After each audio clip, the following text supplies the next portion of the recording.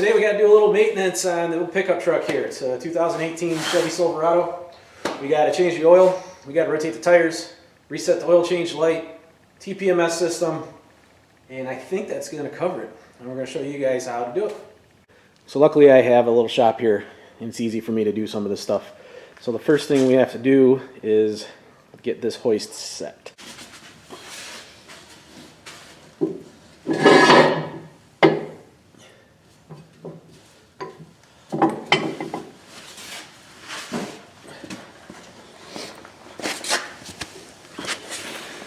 That was kind of close.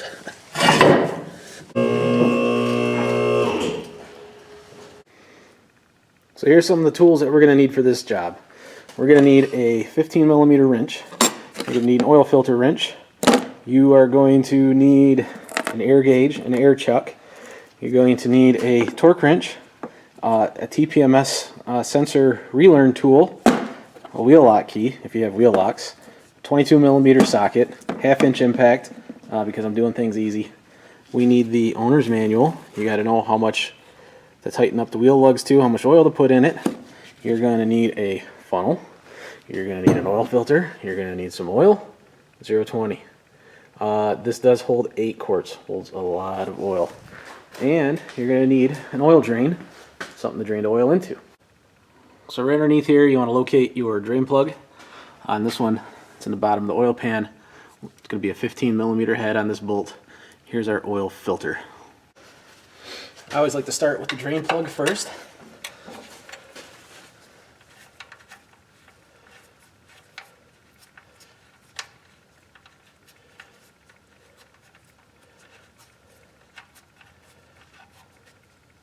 Trick is not to get any oil on you.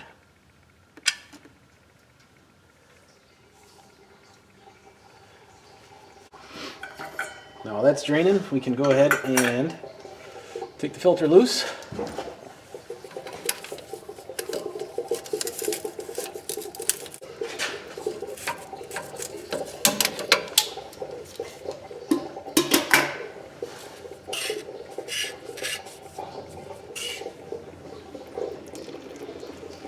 As both of these are draining, if you have the luxury to get this as close as you can, helps keep everything a little cleaner. For those of you working in shops, or heck, just for about anybody, this is a gasket scraper, and so you can use a screwdriver too, poke at the oil filter.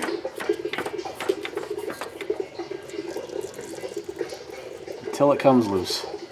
I'm going to get real close with this because I don't want oil to hit the camera. Let's see how we're going to do here. Not bad. Not bad. Now take the new filter, get some oil on your finger, and then lightly coat the gasket of the new oil filter with some oil. This is going to help it seal. This is going to help the rubber move across the metal and not rip.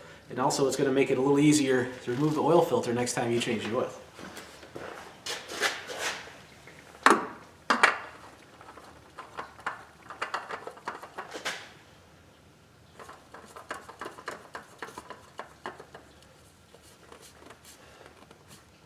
Alright, the instructions on this was a hand tight and a 1/2 a turn. So that's my hand tight. I'll come up here. That's a 1/4. Oh, there's a 1/2. And it still has more to go. I could keep going, so I know it's not too tight. Now, I don't know if you could see this, but the oil is down to a light drizzle. Once you're at a light drizzle, you're good to go. You can go ahead and put the drain plug back in it. That's pretty good. Torque spec on that is 15 foot-pounds. If you do want to torque it down, be my guest.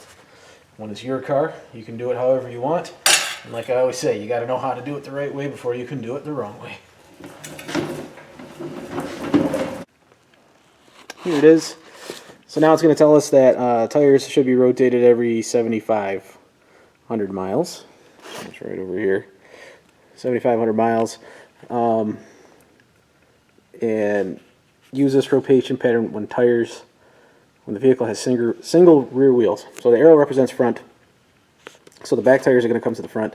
The front tires are going to cross them and come to the back. So The left front is going to go to the right rear is going to go up to the right front is going to come back down to the left rear is going to go back up to the left front. Piece of cake.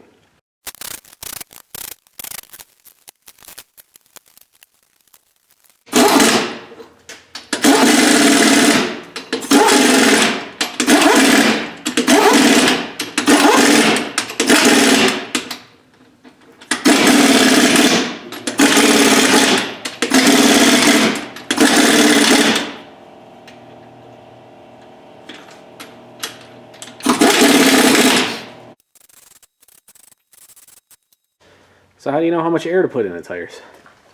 A lot of people will tell you to look on the side of the tire. It'll tell you. Kind of does. Max inflation pressure, 300 kPa or 44 psi. That's your max pressure. That's your max pressure cold. That's who the manufacturer of the tire is trying to tell you. Continental's trying to say, hey, this tire that I made right here, don't put more than 44 psi in it. Now these tires came from the factory. The factory decided to use these tires, and from all their testing and development and everything else, to know how much air to put in your tires now, what they have recommended is going to be right in here. You have your front, your rear, and your spare. This is called your tire placard, and it says that we're supposed to be at 35 psi all around. Okay, we'll see what we got here.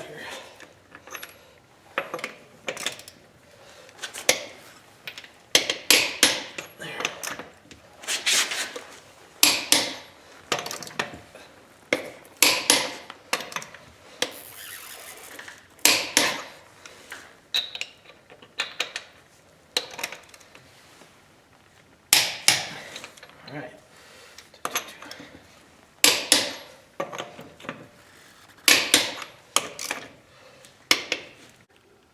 Okay, so under the hood here, here's my oil fill cap. This is where we're going to put the funnel, but I'm not going to use that yellow one I showed you earlier. What I'm going to use is this special funnel right here from Awesome Specialty Tool. It's designed to fit GM valve covers. So the nice thing about this is that I can plug it right in here, give a little turn until it snaps in there, and now it's in there tight.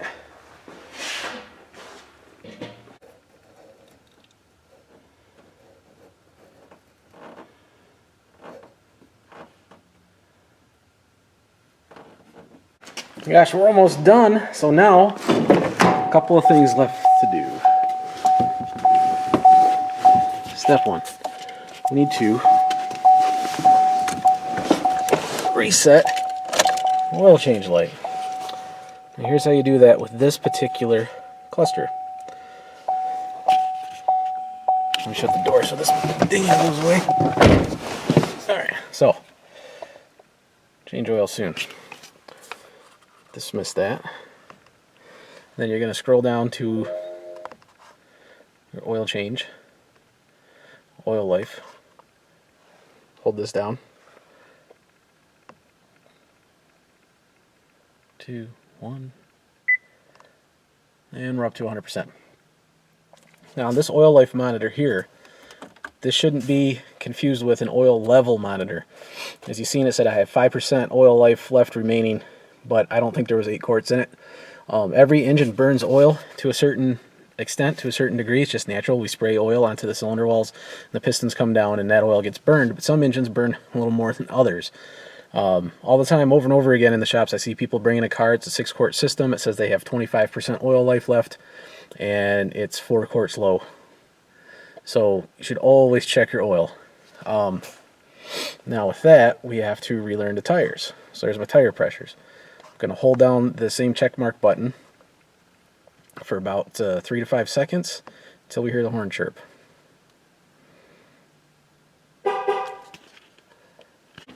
Okay, and that's what this guy is going to be for right here. You saw it said tire learning active. And if you notice on the front of the truck, the blinker is not lit up here. The blinker is lit here. It's trying to tell me or indicate which tire to start at. And the same thing happens back here with my tail lights. Right now, both tail lights are just on.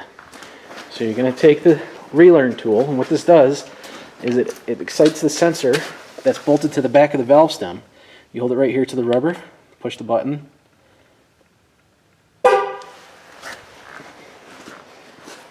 light turns off, light is on. Okay, so now I'm telling the computer what position the tire is in. I just told it what the left front tire is. I'm like, here's your right front. Now we're going to go over, we're going to do the right rear. Oh, by the way, one light is bright, one light's dim.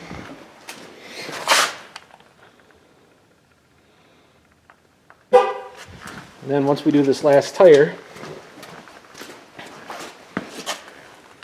we'll get a double chirp to say that the program is complete.